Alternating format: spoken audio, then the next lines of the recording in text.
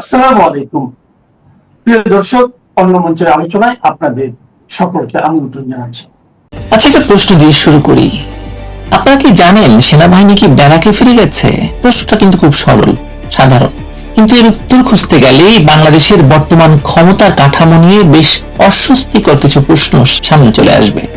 কারণ ফেব্রুয়ারিতে আমাদেরকে বলা হয়েছিল নির্বাচন হয়ে গেছে, কথিত নির্বাচিত সরকার এসেছে, এবার সেনাবাহিনী ব্যারাকে ফিরে যাবে। সেনাপ্রধান নিজেই বলেছিলেন নতুন সরকার দায়িত্ব গ্রহণের পর সেনাবাহিনী স্বাভাবিক নিয়মে ব্যারাকে ফিরে যাবে। তারপর সরকার বলল ধীরে ধীরে প্রত্যাহার করা হবে। তারপর আরো স্পষ্ট করে বলা হলো 6 জুন থেকে প্রত্যাহার শুরু হবে। জুনের মধ্যেই মাঠে থাকা সেনা সদস্যরা ব্যারাকে ফিরে যাবে। এখন আগস্ট মাস শেষ হতে চলেছে। প্রশ্ন হলো, সেনাবাহিনী গেল কোথায়? ব্যারাকে, নাকি এখনো বাংলাদেশের বেসামরিক রাষ্ট্র ক্ষমতার অংশ হয়ে মাঠে আছে? একটু খোঁজ নেবেন? চলুন একটু খোঁজ করি সেনাবাহিনী আসলে কোথায়।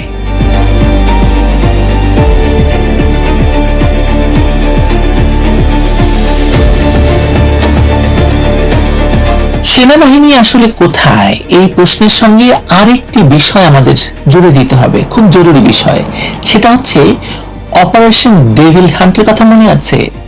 যারা প্রথম দিনই হাজার হাজার আওয়ামী লীগ নেতাকর্মীকে ধরে ফেলেছিল ফ্যাসিবাদের দোষর হিসেবে, তার ফেজ 2 শুরু করা হয়েছিল ঘোষণা দিয়ে। সেই ফেজ 2 কি ঘোষণা দিয়ে বন্ধ করা হয়েছে? উত্তর হচ্ছে অত্যন্ত প্রকাশ্যে সরকার এমন কোনো ঘোষণা দেয়নি যে এই অপারেশন ডেভিল হান্ট ফেজ 2 আনুষ্ঠানিকভাবে সমাপ্ত হয়েছে। 2025 সালের 13 ডিসেম্বর যৌথ বাহিনীর মাধ্যমে অপারেশন ডেভিল হান্টের ফেজ 2 শুরু হয়েছিল। সরকারি হিসাব অনুযায়ী 25 জানুয়ারি পর্যন্ত এই অভিযানে 22,464 জনকে গ্রেপ্তার করা হয়েছিল। 22,000। এই 22,000 কারা আপনারা জানেন? সরকার বলছে কিন্তু এটা। এর আগে সরকার নিজেই বলেছিল অভিযান চলবে অবৈধ অস্ত্র উদ্ধার এবং আইন শৃঙ্খলা নিশ্চিত না হওয়া পর্যন্ত। ফেব্রুয়ারির 10 তারিখেও ঢাকায় এই অপারেশনের নামে মানুষ গ্রেপ্তার হয়েছে। অর্থাৎ নির্বাচন পর্যন্ত, 12 তারিখে নির্বাচন হয়েছে, নির্বাচনের দিন পর্যন্ত এটি স্পষ্টভাবেই চলমান একটি রাষ্ট্রীয় নিরাপত্তা অভিযান ছিল। এখন প্রশ্ন হলো, নির্বাচন হয়ে গেল, সরকার বদল হলো, কিন্তু অপারেশনটি বন্ধ হলো কবে? আসলে বন্ধ হয়েছে? কোনো সমাপ্তি ঘোষণা আছে? কোনো সরকারি গেজেট আছে? কোনো প্রেস ব্রিফিং আছে যেখানে বলা হয়েছে অপারেশন ডেভিল হান্ট ফেজ 2 শেষ হয়েছে? আপনি জানেন? আমি জানি না। আমার ধারণা জনগণের কেউই জানে না। এখানেই সেনাবাহিনীর মাঠে থাকার প্রশ্নটি আরো গুরুতর হয়ে উঠছে। কারণ এটি যদি শুধু পুলিশের একটি বিশেষ অভিযান হতো তাহলে প্রশ্নটি এরকম ছিল, মানে একরকম ছিল, কিন্তু সরকার নিজে এটিকে যৌথ বাহিনীর অভিযান হিসেবে শুরু করেছিল। অর্থাৎ রাষ্ট্রের বিভিন্ন আইন শৃঙ্খলা এবং নিরাপত্তা রক্ষাকারী বাহিনী একসঙ্গে যুক্ত ছিল এই অভিযানে। তাহলে এখনো যদি অপারেশনটির আনুষ্ঠানিক সমাপ্তি না ঘটে থাকে, জনগণ কিভাবে জানবে সেনাবাহিনী আসলে বর্তমানে কোথায়? ব্যারাকে ফিরে গেছে, নাকি সেনাবাহিনী এখনো রাস্তায় আছে? কমান্ড কার হাতে? পুলিশ কোথায় নেতৃত্ব দিচ্ছে? সেনাবাহিনীর কোথায় সহায়ক হিসেবে কাজ করছে? কোন এলাকায় তারা মোতায়েন আছে? কোন আইনি ক্ষমতায়? এই প্রশ্নগুলো কিন্তু কোনো উত্তর নেই। শেখ হাসিনা সরকারের পতনের পর অবৈধ ইউনূস সরকার সেনাবাহিনীকে মাঠে রেখেছিল। পরে সেনা কর্মকর্তাদের নির্বাহী ম্যাজিস্ট্রেসি ক্ষমতাও দেওয়া হয়েছিল। তখন বলা হয়েছিল পুলিশ ভেঙে পড়েছে, আইন শৃঙ্খলা পরিস্থিতি বিপর্যস্ত, দেশে নির্বাচিত রাজনৈতিক সরকার নেই। ধরলাম সেই যুক্তি, কিন্তু ফেব্রুয়ারি 2026-এ একটি আমরার মামুরা নির্বাচনের পর তারেক রহমানের সরকার ক্ষমতায় এলো। তখন তো যুক্তিটা বদলে যাওয়ার কথা, বলার কথা যে সেনাবাহিনী কি এখনো ম্যাজিস্ট্রেসি পাওয়ার ভোগ করছে, নাকি সেনাবাহিনী ব্যারাকে ফিরে গেছে। 15 ফেব্রুয়ারি সেনাপ্রধান ওয়াকারুজ্জামান বলেছিলেন নতুন সরকার দায়িত্ব নেওয়ার পর সেনাবাহিনী ব্যারাকে ফিরবে। এরপর মে মাসে সরকারের আইন শৃঙ্খলা কোর কমিটি সিদ্ধান্ত নেয় যে 6 জুন থেকে পর্যায়ক্রমে সেনা প্রত্যাহার শুরু হবে এবং জুনের শেষ নাগাদ প্রক্রিয়া সম্পন্ন হবে। তখনও প্রায় 17,000 সেনা সদস্য মাঠে ছিলেন। শুনে মনে হয়েছিল এবার সত্যি সত্যি সেনাবাহিনী ব্যারাকে ফিরে যাচ্ছে। কিন্তু 22 জুন কি হলো? আওয়ামী লীগের প্রতিষ্ঠা বার্ষিকী সামনে রেখে চট্টগ্রাম, গাজীপুর, নারায়ণগঞ্জ, গোপালগঞ্জ, ফরিদপুর এসব জায়গায় আবার সেনাবাহিনী মোতায়েন করা হলো। শুধু মোতায়েন নয়, ক্যাপ্টেন এবং তার উপরের কর্মকর্তাদের বিশেষ নির্বাহী ম্যাজিস্ট্রেসি ক্ষমতাও দেওয়া হয়েছিল। গ্রেপ্তার, তল্লাশি, জনসমাবেশ ছত্রভঙ্গ এবং জনশৃঙ্খলা রক্ষার ক্ষমতাও তাদের হাতে গিয়েছিল। অর্থাৎ যে সরকার জুনের মধ্যে সেনাবাহিনীকে ব্যারাকে ফেরানোর কথা বলেছিল, সেই সরকার জুনের মধ্যেই আবার সেনাবাহিনীকে নতুন রাজনৈতিক কর্মসূচিকে কেন্দ্র করে মাঠে নামিয়ে দিল। তাহলে প্রশ্নটা তো খুবই সরল এবং সোজা প্রশ্ন, সেনাবাহিনীকে প্রত্যাহার হয়েছিল বা হয়েছে, নাকি প্রত্যাহারের ঘোষণা দিয়ে আবারও সেনাবাহিনীকে মাঠে রাখা হয়েছে, মাঠে আছে? আর আগস্টে স্বরাষ্ট্রমন্ত্রী কি বললেন? টেকনাফ এবং উখিয়ার পাহাড়ি এলাকায় আরো 2টি সেনা ক্যাম্প করা হচ্ছে। অপহরণ, সীমান্ত অপরাধ এবং মাদক নিয়ন্ত্রণের যুক্তিতে আবার সেনাবাহিনীর স্থায়ী অবকাঠামো বাড়ানো হচ্ছে। তাহলে জুনে ব্যারাককে ফেরার ঘোষণা গেল কোথায়? এখন বাংলাদেশের নাগরিক কি জানেন ঠিক কতজন সেনা সদস্য অভ্যন্তরীণ আইন শৃঙ্খলার কাজে আছে, কোন জেলায় আছে, কোন আদেশে আছে, তাদের ম্যাজিস্ট্রেসি ক্ষমতার বর্তমান অবস্থা কি, অপারেশন ডেভিল হান্ট ফেজ 2 তে সেনাবাহিনীর বর্তমান ভূমিকা আছে কি নেই?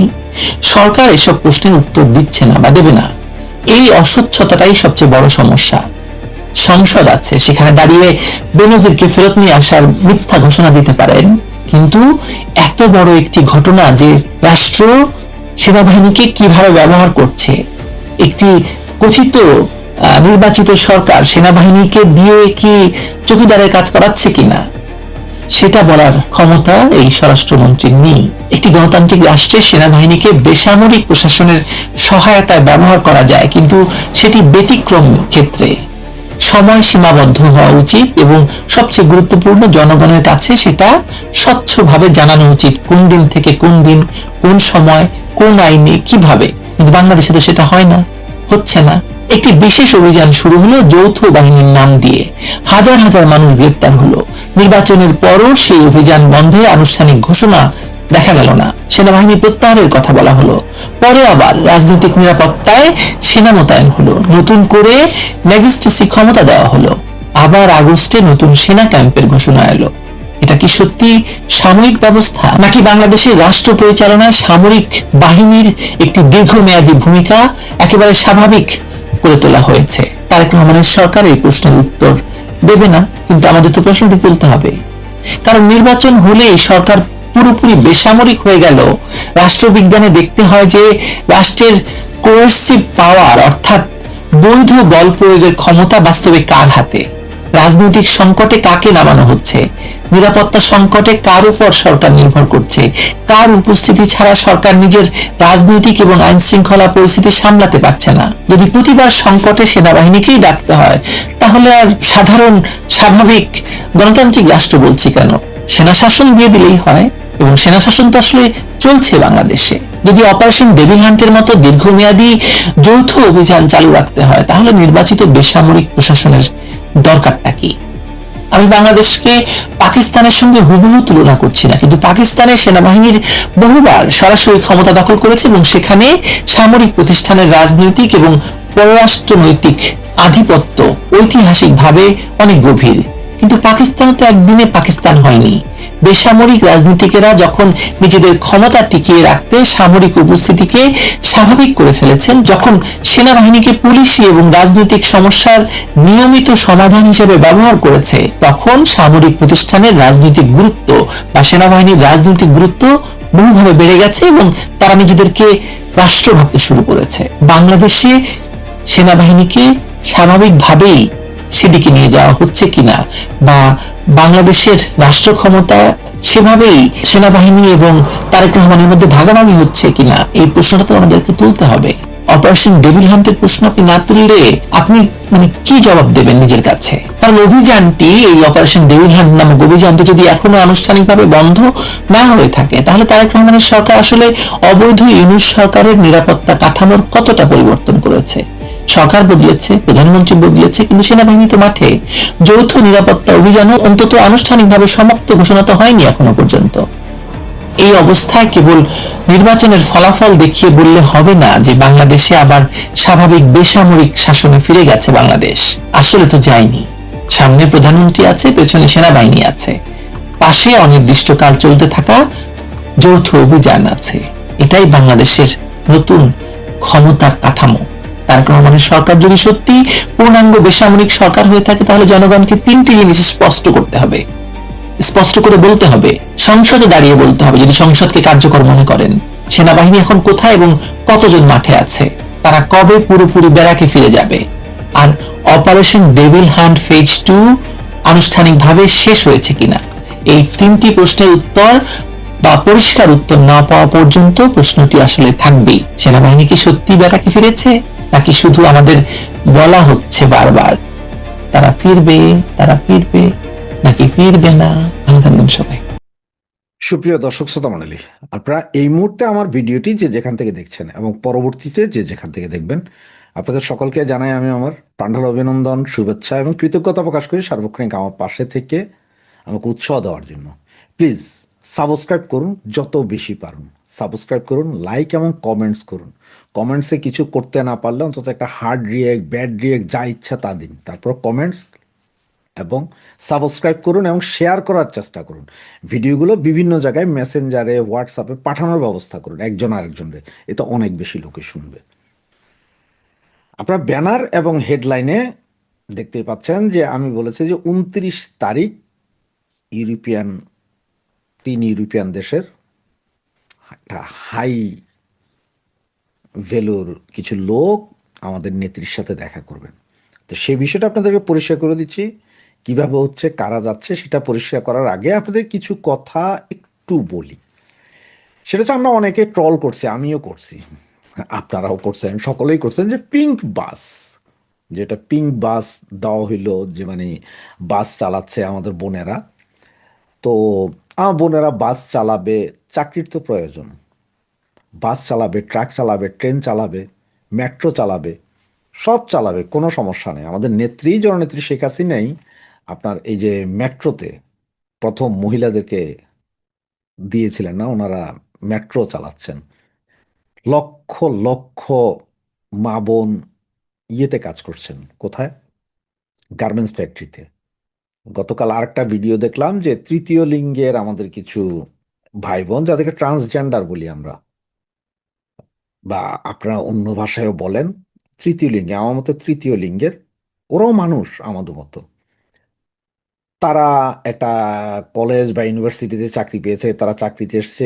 এটা কিন্তু খুব একটা ভালো জিনিস, কারণ তাদেরকে আমরা আমাদের সমাজের মানুষ হিসেবে নিয়ে নেওয়া উচিত, অ্যাজ এ হিউম্যান মানুষ হিসেবে আমরা তাদেরকেও মেনে নেওয়া উচিত। কারণ তারা যখন চাকরি বাকরি সব কিছু করবে, তখন তারা আর রাস্তাঘাটে যেয়ে ভিক্ষা করবে না। তো ভিক্ষা না করার চেয়ে চাকরি করা ভালো। যে ইউনিভার্সিটি বা কলেজটা এই কাজটা করছেন, তাদেরকে স্যালুট। এরকম বিভিন্ন জায়গায় করা উচিত, আমরা পারলে আমরাও করতে পারি, যেন আমাদের বাসা বাড়িতে দারোয়ানের চাকরিটা তাদেরকে দিতে পারি কাউকে। অন্যান্য কাজ আছে, এই অফিস আদালতে যে শিক্ষিত হয়, অফিস আদালতে কাজ করতে পারে, আমাদের সাথে সমভাবে কাজ করতে পারে। আমি বিদেশে থাকি, আমি এখানে দেখি আমাদের সাথে অনেকেই আছে। যে আমি নিজেই এক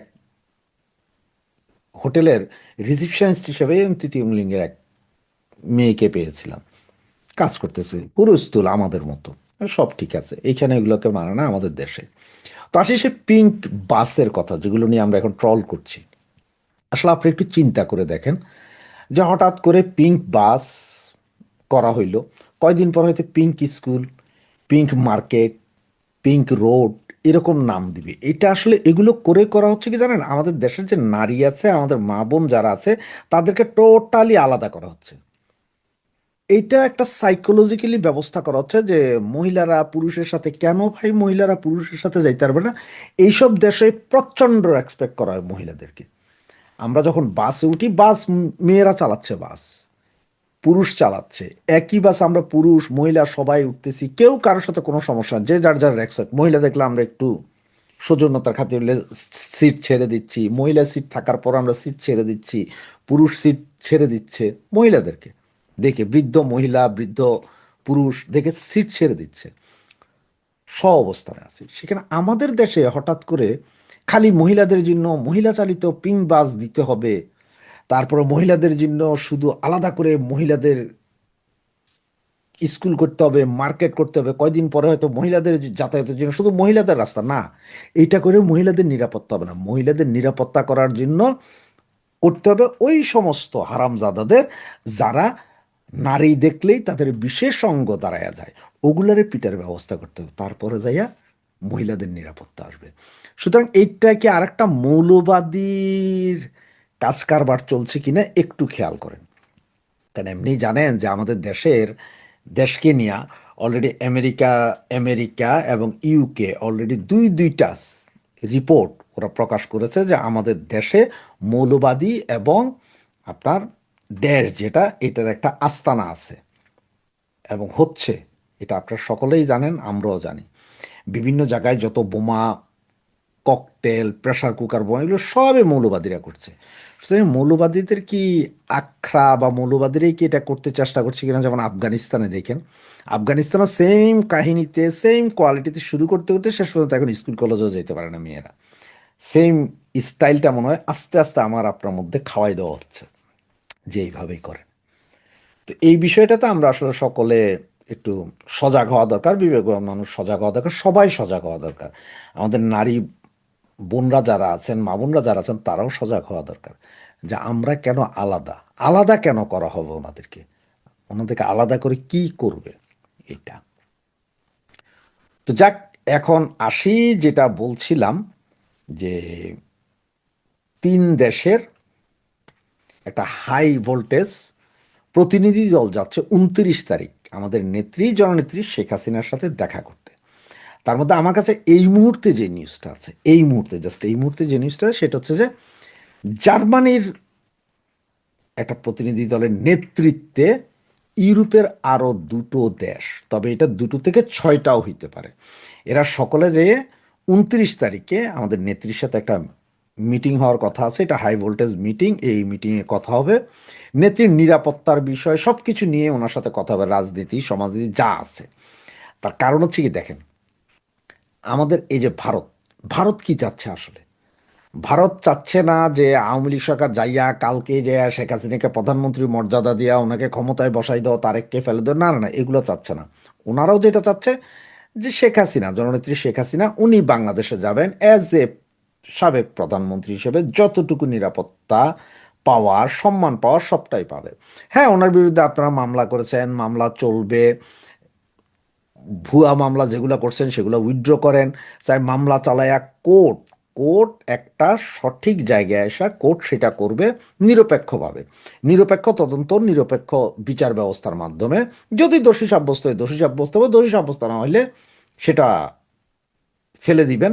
তবে এই মুহূর্তে নিরাপত্তা এবং সম্মান, সঠিক সম্মান এবং নিরাপত্তা থাকতে হবে।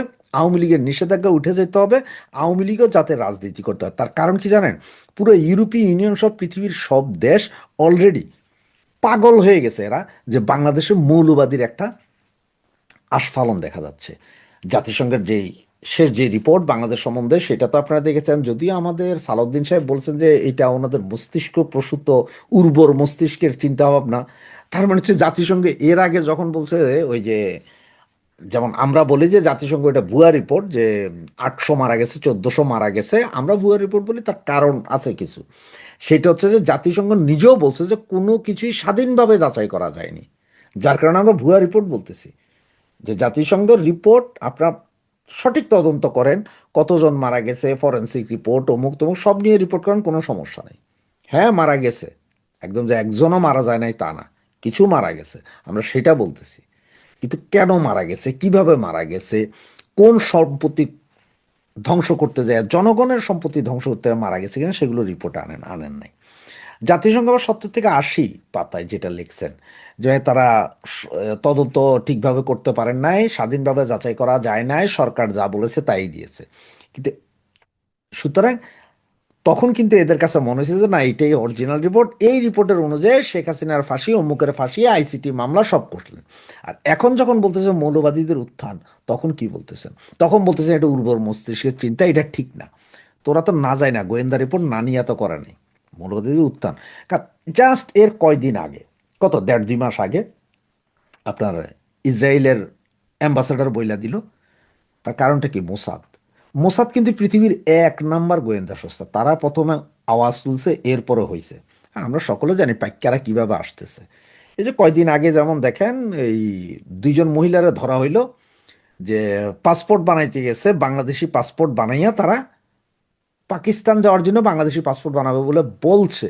কিন্তু একটা জিনিস একটু খেয়াল করেন, ওরা বলতেছে রোহিঙ্গা, কিন্তু ওদের ভাষা, ওরা যখন কথা বলছে, একটা ভিডিওতে আমি সামান্য একটু ভাষা পাইছিলাম, ওই মেয়ে অরিজিনাল আসলে পাকিস্তানি, ওই মেয়ে তার কথাবার্তা উর্দুই বলতেছে। এন্ড এমনও তো হইতে পারে যে বাংলাদেশি এই পাইক্কা মাইয়াগুলা বাংলাদেশি পাসপোর্ট বানাইয়া ভারতে ঢুকবে, ভারতে ঢুইকা আকাম করে এরপরে বাইরে যাবে। সেই দিকে চিন্তা করতেছেন না কেন? ওরা রোহিঙ্গা না হয়ে ওরা তো, ওদের আপনাদের কে বলছে পাকিস্তান যাওয়ার জন্য? এমনও তো হইতে পারে যে ওরা এই, পাকিস্তানি নারী, তারা যাচ্ছে কোথায়? ভারতে যায়া আকাম করবে, আকাম করে ওখানে কিছু হইলে ধরা খাওয়া যাবে বাংলাদেশ, আর বাংলাদেশি পাসপোর্ট দিয়ে ভারতে যাওয়া এখন সোজা, ভিসাটা তুলে যাইতে পারবে, চিকিৎসা ভিসা, ওই ভিসা সেই ভিসা। তো সেই জিনিসগুলো চিন্তা করে এইটা নিয়ে সারা ইউরোপ আমেরিকা অলরেডি মাথা নষ্ট হয়ে রয়েছে ওদের। এর ভিতরে আমাদের কাছে কিছু গোয়েন্দা রিপোর্ট আছে, কিছু গোয়েন্দা রিপোর্ট আছে যে বাংলাদেশে আগামী 10 থেকে 15 দিনের ভিতর বিভিন্ন জায়গায় বিভীষিকাময় বোমাবাজি হবে। এটা রিপোর্ট আছে, এগুলা অলরেডি আমি সহ বেশ কয়েকজন আমরা ফেসবুকে দেওয়াও হয়েছে, সেগুলো আপনারা দেখতে পারেন। তো সব বিষয় নিয়ে দেখতেছে যে বাংলাদেশের এই মৌলবাদী উত্থান ঠেকাইতে হলে আওয়ামী লীগের ব্যান করে দেওয়ার কারণে যে ভ্যাকুয়ামটা আছে, সুস্থ রাজনীতি হচ্ছে না, ইনক্লুসিভ রাজনীতি হচ্ছে না, যার কারণে সবাই মিলে চেষ্টা করছে আওয়ামী লীগ আবার আসবে বাংলাদেশে, বাংলাদেশে আওয়ামী লীগের রাজনীতি করবে, ভোট হবে, ইলেকশন হবে, ইলেকশনে যদি মানুষ যদি চিন্তা করে যে আওয়ামী লীগের দরকার নাই, আওয়ামী লীগের ভোট দিবে না, আওয়ামী লীগ দরকার হয় মুসলিম লীগের মতো হয়ে যাবে। কিন্তু আপনি বাধা দিয়া, একটা পুরো একটা বিশাল শক্তিরে বাধা দিয়ে তো আপনার ইলেকশন কইরা জিতছেন এইবার, কিন্তু আপনি এইভাবে বাধা দিয়ে কতদিন কত বছর রাখবেন?